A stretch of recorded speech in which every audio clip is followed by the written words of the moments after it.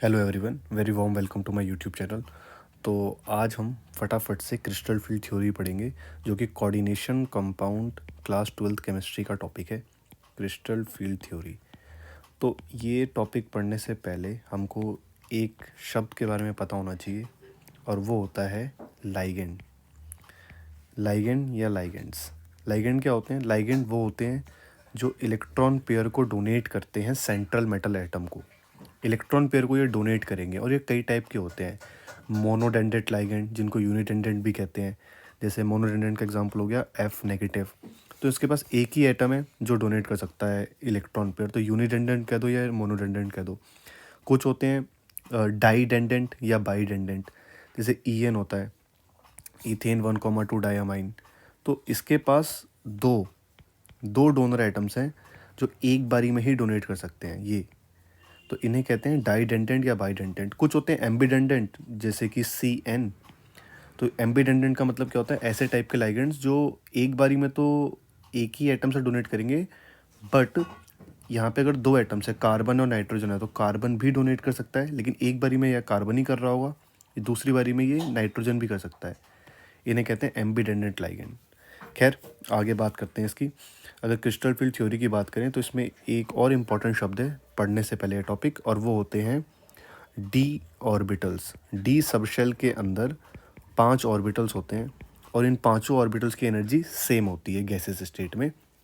अगर वो मेटल, जो भी हम मेटल ले रहे हैं, यूज़ कर रहे हैं, अगर वो गैसियस फॉर्म में है, आयन है, तो वो जो डी ऑर्बिटल्स होते हैं उसके पांचों, उसकी एनर्जी सेम होती है। और ऐसे ऑर्बिटल जिनकी एनर्जी सेम होती है उन्हें हम कहते हैं डी जनरेट ऑर्बिटल्स। ऐसे ऑर्बिटल जिनकी एनर्जी लेवल सेम है। लेकिन ये क्रिस्टल फील्ड थ्योरी क्या होता है? अब मेन टॉपिक स्टार्ट होता है। क्रिस्टल फील्ड थ्योरी के अंदर जो ये 5 हमारे पास डी ऑर्बिटल्स होते हैं, ये स्प्लिट हो जाते हैं। इनकी एनर्जी स्प्लिट हो जाती है, कुछ की एनर्जी बढ़ जाती है और कुछ की घट जाती है। तो सवाल उठता है कि क्यों ऐसा होता है?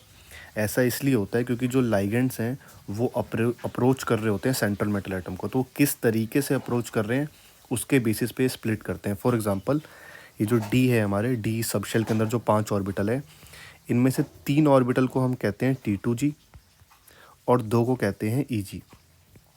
ये 3 ऑर्बिटल्स होते हैं बिटवीन दी एक्सिस। ये एक्सिस के बीच में होते हैं, ये बहुत इंपॉर्टेंट बात है। ये होते हैं बिटवीन दी एक्सिस, और ये होते हैं on the axis. On the axis, ठीक है। ऑन दी एक्सिस में कौन कौन से होते हैं? DX² Y² and DZ²। और T2G में कौन कौन से होते हैं? DXY DYZ एंड DZX, ये होते हैं। तो अब इसके अंदर भी 2 सिनेरियो हैं। बहुत सिंपल सा टॉपिक है। या तो ये ऑक्टाहेड्रल कॉम्प्लेक्स के लिए पढ़ना है हमें, या तो ये टेट्राहेड्रल कॉम्प्लेक्स के लिए पढ़ना है हमें। तो अगर मैं ऑक्टाहेड्रल कॉम्प्लेक्स की बात करूं, तो ऑक्टाहेड्रल कॉम्प्लेक्स के अंदर जो लाइगेंड्स होते हैं वो हमेशा एक्सिस के ऊपर से आते हैं। ये बात याद रखनी है कि जो लाइगेंड्स हैं वो एक्सिस के ऊपर से आते हैं। एक्सिस के ऊपर से, from the axis, you can say in simple term, from the axis. तो वो एक्सिस के ऊपर से आते हैं। तो अगर वो एक्सिस के ऊपर से आएंगे, लाइगेंड्स क्या हैं? जिनके पास लोन पेयर है, इलेक्ट्रॉन है जिनके पास इन सिंपल टर्म्स, तो मतलब कि क्या हुआ? वो नेगेटिव, और वो अप्रोच कर रहे हैं सेंट्रल मेटल एटम के ऑर्बिटल्स को। ऑर्बिटल्स भी नेगेटिव होते हैं। तो नेगेटिव नेगेटिव जब आपस में इंटरेक्ट करेंगे तो रिपल्शन के कारण उनकी एनर्जी बढ़ जाती है। तो ये कुछ ऐसा सिनेरियो होता है कि ये है हमारे पास 5 डी ऑर्बिटल्स जिनकी फ़िलहाल तो एनर्जी सेम है। फ़िलहाल इनका एनर्जी लेवल सेम है, लेकिन जब लाइगेंड एक्सिस के ऊपर से अप्रोच करेगा तो इसकी वजह से क्या होगा? जो एक्सिस के ऊपर ऑर्बिटल्स हैं, EG वाले, ये DX² Y² एंड DZ², जो एक्सिस के ऊपर हैं, क्योंकि लाइगेंड भी एक्सिस के ऊपर से आ रहे हैं, तो इनकी एनर्जी इंक्रीज हो जाती है। और जो हमारे बचे हुए 3 ऑर्बिटल्स हैं उनकी रिलेटिव एनर्जी कम हो जाती है। रिलेटिव एनर्जी, ठीक है। तो ये हो गया हमारा T2G।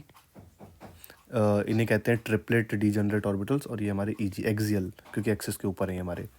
और इन दोनों के बीच में ये जो एनर्जी का गैप आया, इसे कहते हैं delta O, energy gap in octahedral, ठीक है। ये होता है energy gap in octahedral, energy gap. In octahedral, क्योंकि ऑक्टाहेड्रल के लिए पढ़ रहे हैं। ऑक्टाहेड्रल में क्या होगा कि 6 लाइगेंड्स लगे हुए होंगे, ठीक है। और ये होता है हमारा, वैसे जो नॉर्मल एनर्जी होनी चाहिए थी, ये होता है हमारा बैरी सेंटर, ठीक है, बैरी सेंटर। अब देखते हैं इस पे सवाल कैसा आता है। अब सवाल कुछ इस तरीके से आएगा कि देखो, सवाल ये है कि हमारे पास एक मेटल आयन है, ठीक है, और Mn+ दे रखा है उसके बारे में। और क्या बोला हुआ है, हमें इसकी D4 इलेक्ट्रॉनिक वैलेंस, इसकी हमें D4 इलेक्ट्रॉनिक कन्फिग्रेशन लिखनी है, मतलब D ऑर्बिटल्स के अंदर 4 इलेक्ट्रॉन भरने हैं, ठीक है। और हमें बोला हुआ है कि ये ऑक्टाहेड्रल कॉम्प्लेक्स है, मतलब ऑक्टाहेड्रल कॉम्प्लेक्स में यही सेम कहानी होगी जो मैंने भी ड्रॉ कर रखी है। अब इसमें भी 2 सिनेरियो होते हैं। 2 सिनेरियो कुछ इस तरीके से होते हैं।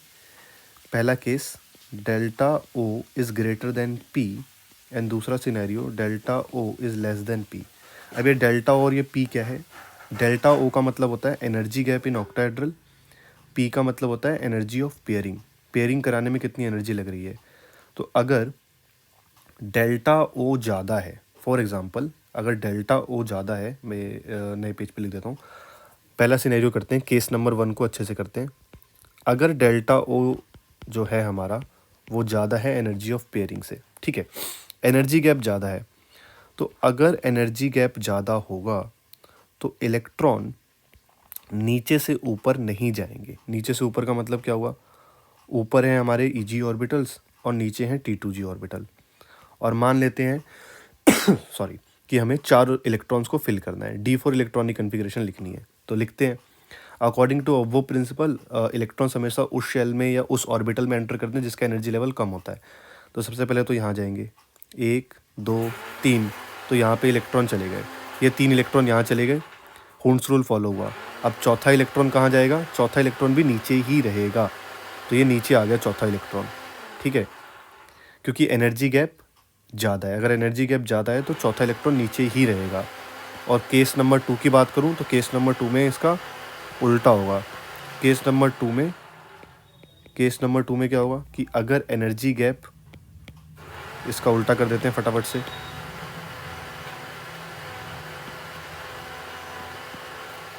केस नंबर 2 में ये है कि अगर एनर्जी गैप कम है और पेयरिंग कराने में ज़्यादा एनर्जी लग रही है, तो अब 4 इलेक्ट्रॉन कुछ इस तरीके से लिखे जाएंगे, चौथा इलेक्ट्रॉन ऊपर लिखा जाएगा, ठीक है, क्योंकि एनर्जी गैप कम है, इलेक्ट्रॉन आराम से ऊपर जा सकता है। ऊपर वाले सिनेरियो में जब इलेक्ट्रॉन नीचे ही रह गया तो अनपेड इलेक्ट्रॉन कम हो गए। एक तो पहले से 3 अनपेड इलेक्ट्रॉन थे, चौथा इलेक्ट्रॉन ऊपर जाना चाहिए था, तो 4 अनपेड हो जाते। एक तो खुद भी ये ऊपर नहीं गया और नीचे का भी एक इलेक्ट्रॉन इसने ख़राब कर दिया। तो इसकी वजह से कम अनपेड इलेक्ट्रॉन है। जब कम अनपेड इलेक्ट्रॉन होते हैं तो इसे बोलते हैं लो स्पिन कॉम्प्लेक्स। कम अनपेड इलेक्ट्रॉन होंगे तो ज़्यादा स्पिन नहीं करेगा, और जितने ज़्यादा अनपेड इलेक्ट्रॉन होंगे उन्हें कहते हैं हम हाई स्पिन कॉम्प्लेक्स, ठीक है। ये कहानी है हमारी ऑक्टाहेड्रल के लिए। टेट्राहेड्रल बहुत सिंपल है। अगर हम टेट्राहेड्रल कॉम्प्लेक्स की बात करें तो टेट्राहेड्रल कॉम्प्लेक्स के अंदर जो लाइगेंड्स होते हैं, ये जो हमारे लाइगेंड्स हैं वो बिटवीन दी एक्सिस से अप्रोच करते हैं, बिटवीन दी एक्सिस। तो कॉमन सेंस है, अगर एक्सिस के बीच में से आ रहे हैं तो उन ऑर्बिटल्स की एनर्जी लेवल बढ़ जाएगी जो एक्सिस के बीच में है। तो ये रहे हमारे 5 ऑर्बिटल्स, 1 2 3 4 5। तो जो एक्सिस के बीच में है उनकी एनर्जी बढ़ जाएगी। एक्सिस के बीच में होते हैं T2g और यहाँ होते हैं हमारे Eg, ठीक है।